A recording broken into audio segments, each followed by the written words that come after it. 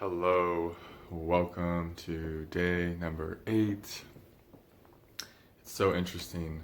I'm in my first morning here in Las Vegas. I just spent my first night in my very basic and simple Airbnb, which is perfect. It was interesting last night when my friend dropped me off, how I was feeling like, oh, here's some loneliness. Something I haven't felt in about a month because we've been just with each other every day.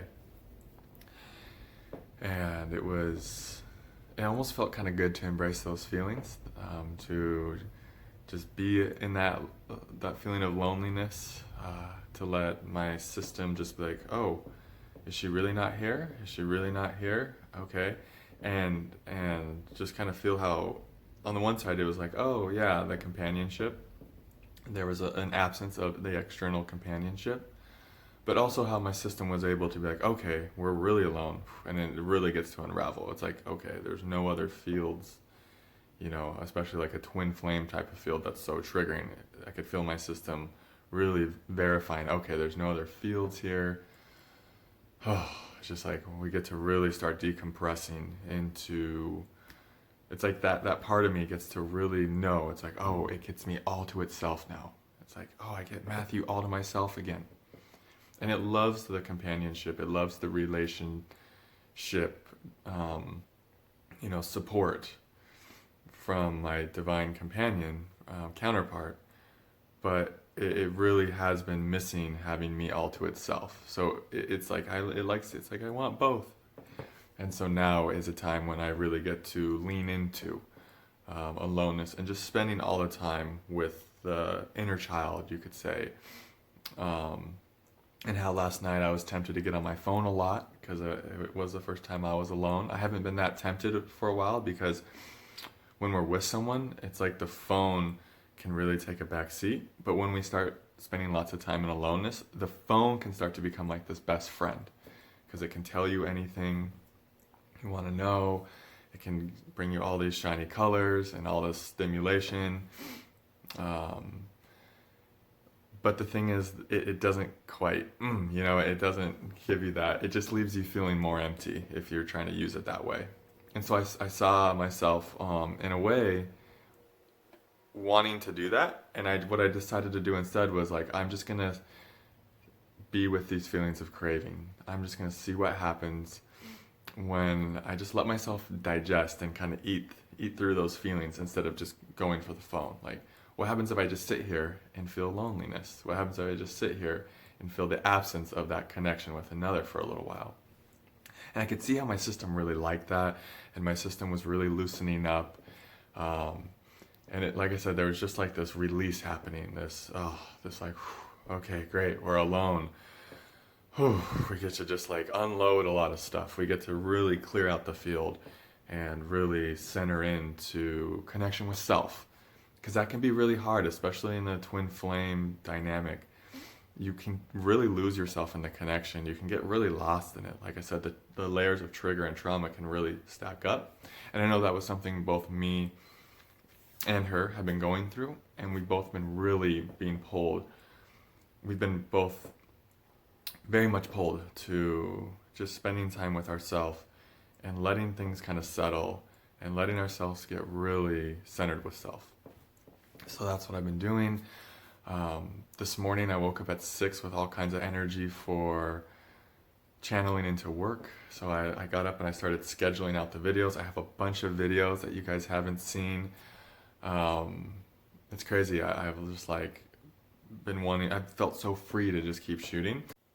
And so it's like I've been really connecting with that inner builder, that inner child who loves building, because I've been building you guys I feel like a lot of really great videos, and it's like that delayed gratification. I used to, when I shot a video, I would like really just need to put it up right away and hopefully get that validation I was like really, wanting to get. Not every time, but a lot. I would be really needing that instant feedback, right? And this time it's like I've actually really allowed myself to deepen into, delaying the gratification and building out some videos, scheduling them out. Um, and it has allowed me to actually kind of bring more value to them, because I can just, it's a different way of working. And yeah, so that feels really good that I'm going to start like revealing my project to you guys, my creative endeavors that I've been, I've been really bringing through a lot of videos these last few days, and you guys haven't seen any of them yet. Today will be the first day, and this is already, my 8th video. And so that's so different from how I have been doing it. And that actually reminds me of a quote I wrote down that I really wanted to share in this video. It's by Matt Kahn, and the quote is, "You're learning to be nourished by the love you give, not by the validation offered in response to your giving." And wow, isn't this like a lifelong type of lesson we can really begin to embody more and more? And that's what I'm learning, is like learning to just let this be, this is the gift. This is where all the juice is right now, and giving my heart to you guys and pouring my soul out to you guys, and letting go more and more of that validation and approval and praise that maybe that parts of us hope to receive, right? And I've noticed how there's more freedom in that movement, and how these last few days when I was shooting, knowing I wasn't going to post it for a few days, how I felt super free in my body and I could just let it really flow through. But this morning, as I started scheduling them out, it became like more real. Okay, it was this feeling of, okay, now they're going to start seeing what I've been creating, and I could feel in my body a tightness, like like a pressure.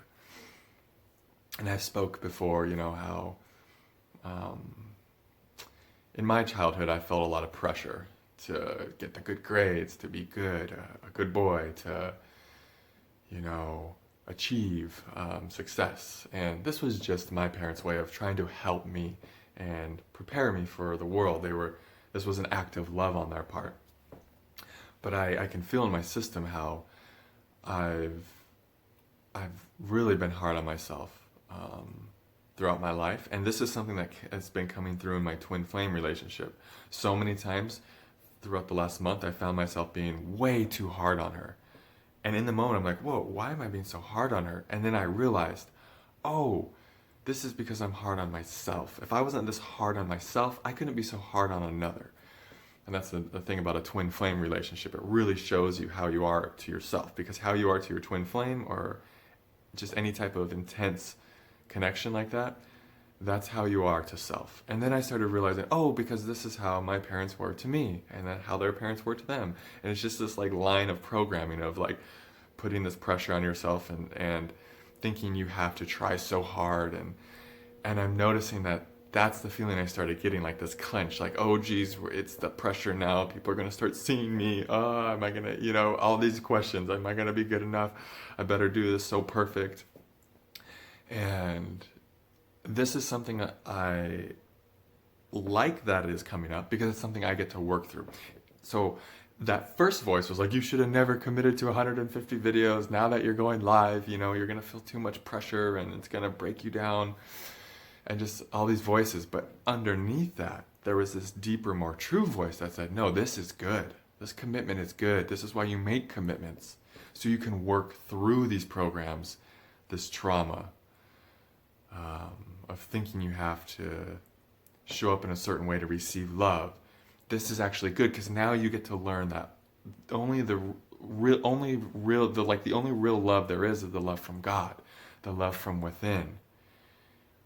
And so every time I'm feeling like, this pressure that I got to do it perfect, because if I don't, I'm not going to get the love, praise, support I need, I get to turn inwards in those moments and be with that feeling. And be with the one who feels that way. And I get to re-educate him, like, hey, honey, no, we don't. Their praise and validation and acceptance is amazing, of course. But we don't need it. We don't need it. Everything we need is right here. Happiness is an inside job.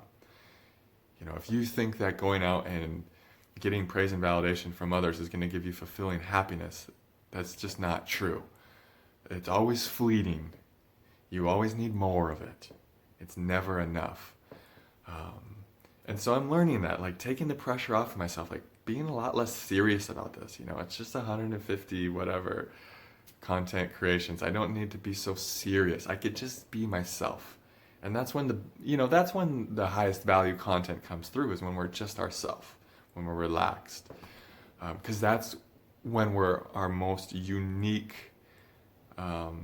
energetic signature, you could say. We're our most unique self. And our most unique self is our most powerful self. It's like there's only one of us. That's our superpower, is our unique self. Because no one else has that. No one else is us. It's like we have this unique offering that the universe wants us to bring forward. And the Divine Mother, she just shines down this big smile. She just shines down so much light on us when she sees us being who she created us to be. That's our giving to the Divine Mother. It's just being who she created us to be. And she doesn't want us to put pressure on ourselves. She wants us to know that we are worthy in all of our flaws and all of our messiness and all of it. She wants us to know that it's all perfect.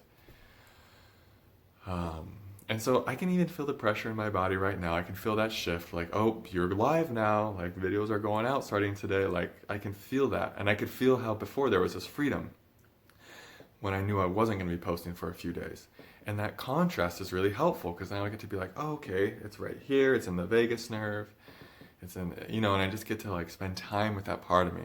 I get to come up here and be in front of you guys and bring that part of me. As I'm talking about that in my body, I'm bringing it to the light to show you guys, like, hey, I've put a lot of pressure on myself when it comes to you guys seeing these videos. I feel like I have to do this perfect. And you know what? In previous video challenges I did, that pressure I put on myself, it exhausted me. I didn't have enough awareness to kind of see what was happening, and it was really depleting, that pressure, because it's just like this weight, right? Of course it's going to be exhausting. It's like this weight we're putting on ourselves every day. And it doesn't have to be pressure about creative endeavors. It could be pressure about how you raise your kids, pressure about any type of profession, or we can even put so much pressure on ourselves about how we connect to God or how we surrender. Isn't that funny? We put all this pressure, like we have to surrender right, we have to do law of attraction right, we have to do prayer right, we have to do meditation right. We bring all this pressure into all these parts of our spiritual lives and human life. And that the greatest gift we can give ourselves and the One and the Divine Mother and the universe is just to let that pressure, let it fall away. So that's what I'm working on, and the way we do that is we just be with it, we love it. This pressure, this part of us that feels like it needs to be perfect to receive love, it just needs tenderness. It just needs unconditional love. It just needs to be allowed to screw up, to mess up, to make a bad video or whatever the thing is, to make a mistake raising your kids, or to not have the best meditation. It just needs to know it's okay, that there's love for it no matter what. I hope that I'll be able to post this video from a recent retreat with Cesare, where I really worked through a lot of this pressure. It's a very vulnerable back and forth between me and Cesare at a recent Zoom retreat. And she has told me that she's going to clip that and send it to me. So if it turns out to be where you can hear it okay and everything, I will definitely post that. I think that would be really helpful.